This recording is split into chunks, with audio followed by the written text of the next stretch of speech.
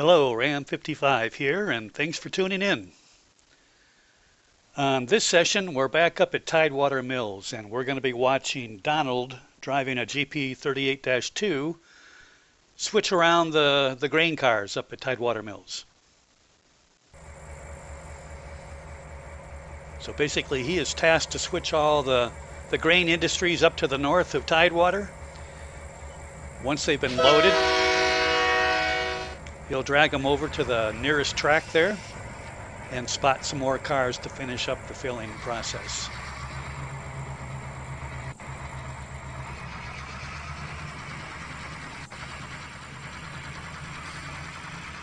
And I assigned a locomotive and Donald to this area because it takes too much time to bring a locomotive all the way up from the Tidewater yard to switch these industries, and it just is not productive. So we'll get more use out of him just staying up here and switching out the cars as needed.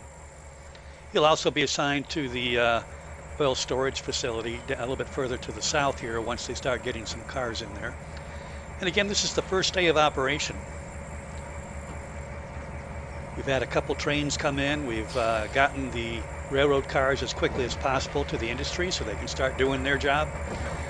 Day 2 should be more interesting because we'll have some loaded cars to pick up as well as the empty ones to deliver.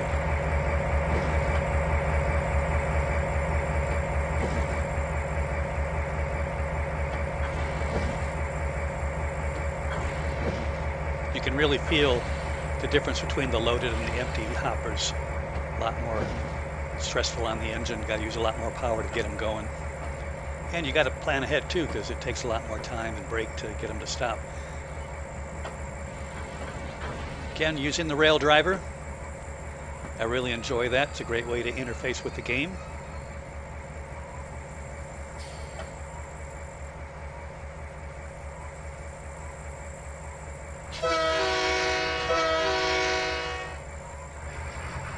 So how's everybody doing? Is it getting warmer where you're at? We had some beautiful weather here the last few days. It was up close to 80 degrees here in Michigan. And then today it rained and looked like we even had a little bit of snow again, so go figure. Anyways, hope you're all doing well.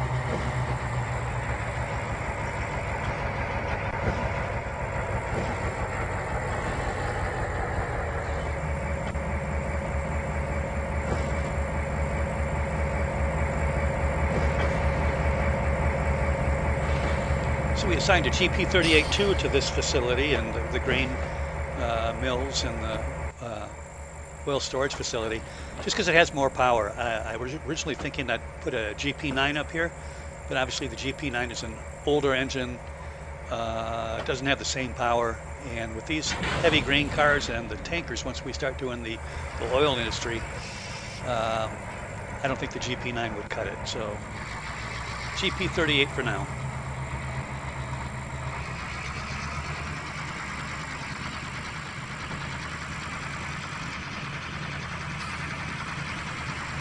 So Donald's just pushing these cars back to give more clearance at the head of that storage track.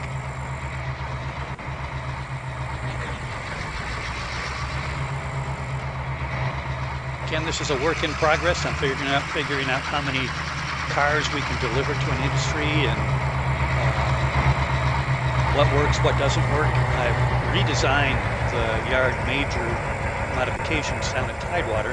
And I've got some plans to modify the River Point yard as well. So again, it's a work in progress. But I really enjoy the whole process of running the train, switching the cars, and I also like modifying the scenery and the route.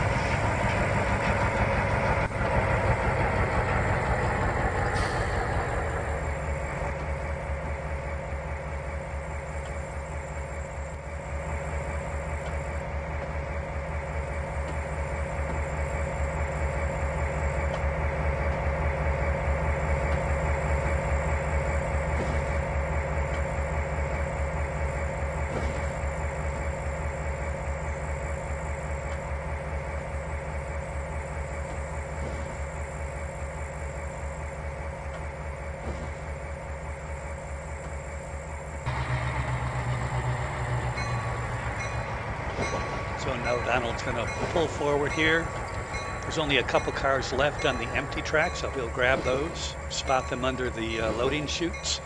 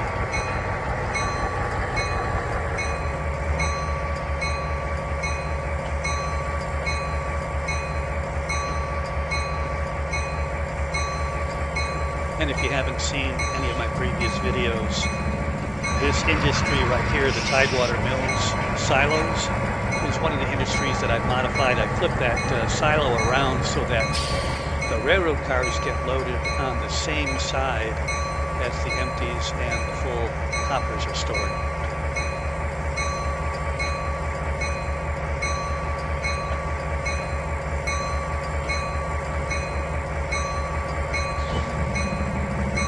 See, there's two chutes, one on either side. Those on the left there, that's where the farmers will bring in their big old trucks and dump their grain, have it stored in the silos. And on the right side, as we're looking at that silo, is where the hoppers get loaded.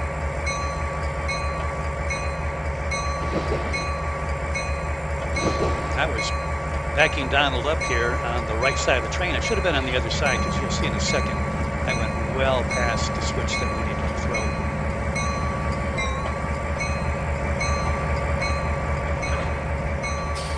That's all right. We'll get there.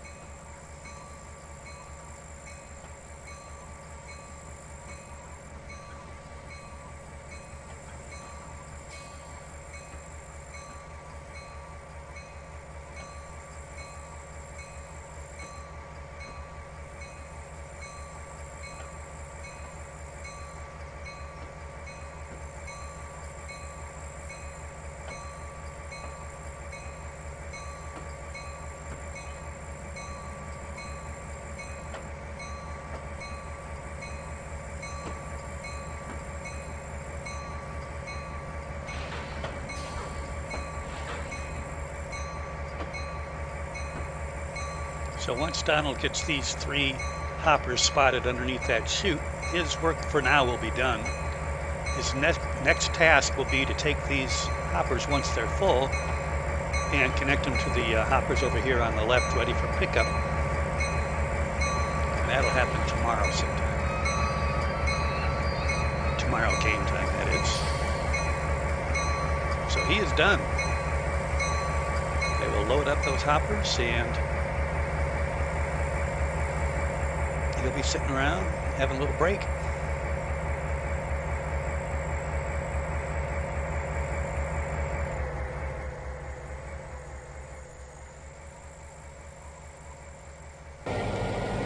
So while Donald is having a break, we're going to fly up to River Point, where we're going to watch Jessica, who's driving a GP9 chop to it, and she's going to be switching the grain cars up here at River Point. I was having some issues with the rail driver facing the wrong direction, and that's why there's a little bit of a discontinuity there in the video. We finally got it sorted out. For some reason, when I switched from Donald to Jessica, it went to the DCC control. And then when I put it back to the realistic controls that we show now, the train was headed in the wrong direction. So forward and reverse were not right on my rail driver. But we got it sorted out. So she's got a ways to back up. She's going to be heading over to those silos off to the right there.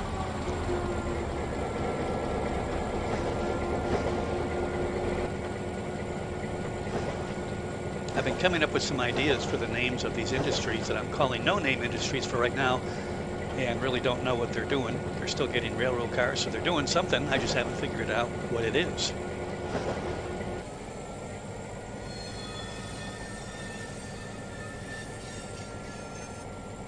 This is one area of River Point that I'm going to totally remodel. I'm going to have those yard tracks come in and join up before they go underneath that gantry, and get rid of that double slip switch, which I can't stand. The controls for the switches are so close together. It's too difficult to get in there, and you have to really get in close to make sure you're switching the right one. So here's Jessica. She's coming around the turn there. She'll clear this switch, and then she'll drive forward to pick up the empty grain cars, and just like what Donald was doing over at Tidewater Mills, she'll be pushing them underneath the chute for loading.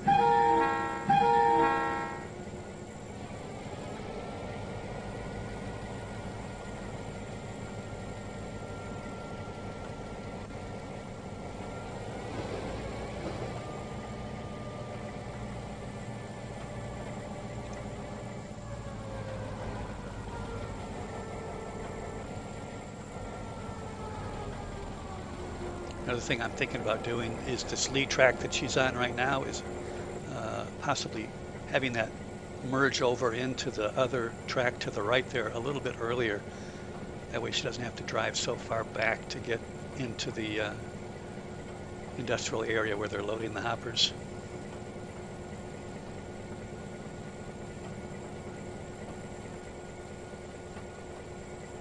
That track on the right just makes basically a big old loop around this big grain hopper. Not grain hopper, grain silo. One of the difficult things will be it's a curve, and anybody who's laid track in Trainz knows that it really gets wonky when you start having switches or turnouts on a curve. They really are best when done on a short piece of straightaway. So that'll just probably be an easy fix, but something on my to-do list. That will also expedite Jane's responsibility, or Jessica's responsibility, as she's switching this industry. So here she is driving over to the track with the empties on it. As big as this silo is, they can only load 4 cars at a time, so she'll take another cut of 4 and push them underneath the chutes for loading.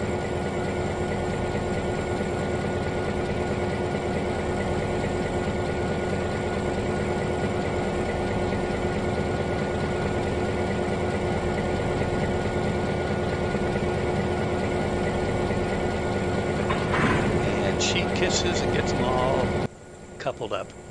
You can see those 4 cars that are over on the right side track. Those have just been loaded, and there are 6 more cars waiting to be loaded. These are empty, and she'll take a cut of 4 of them, leave 2 more on that empty track, and then just keep pushing them back as they get filled on the right-hand track.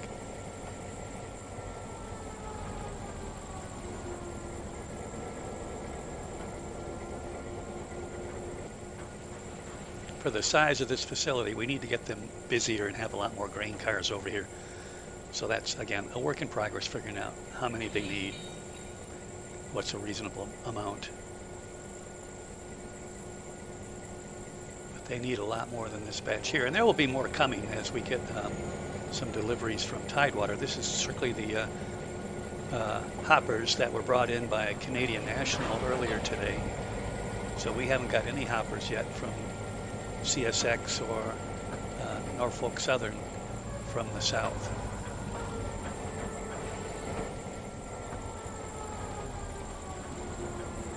But as we progress through the day and we see how the track yards fill up and the industries fill up, we'll get it all sorted out and we'll get the numbers in balance.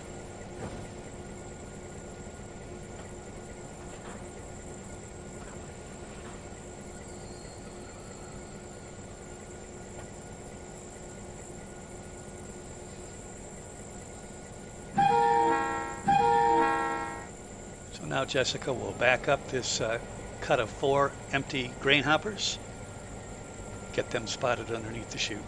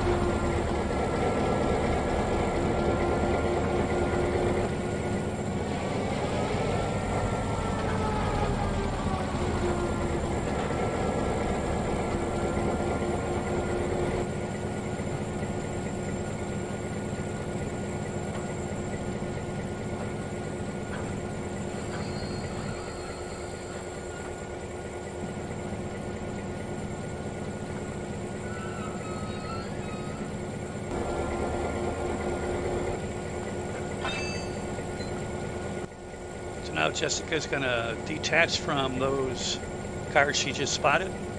And her job is done here at the mill, but she's got more duties to perform. On our last session, we brought in a string of intermodal cars on a Canadian National train. And for the first time, we're going to be spotting those over at the intermodal yard. So that'll be our first experience to get over there. But we're going to do that on the next video. This one's getting to be about 20 minutes long or so. And I don't want to make the videos too long. So we'll follow her on her journey back toward the River Point yard.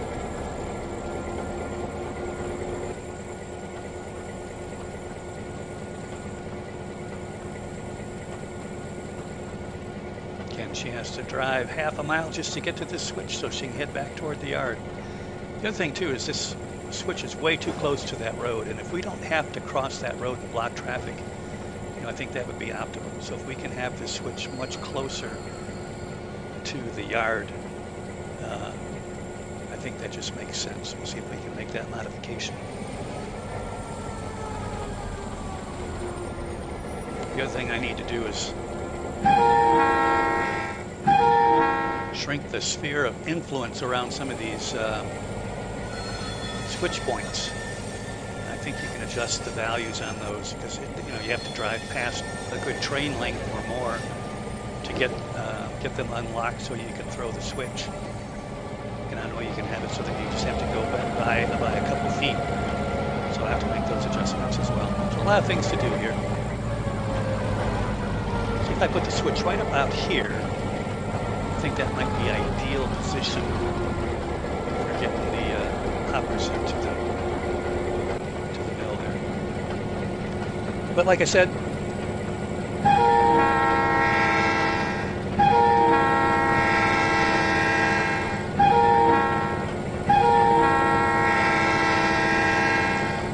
we'll catch up with Jessica on the next video, which I believe will be session 11. And she'll be switching the intermodal yard.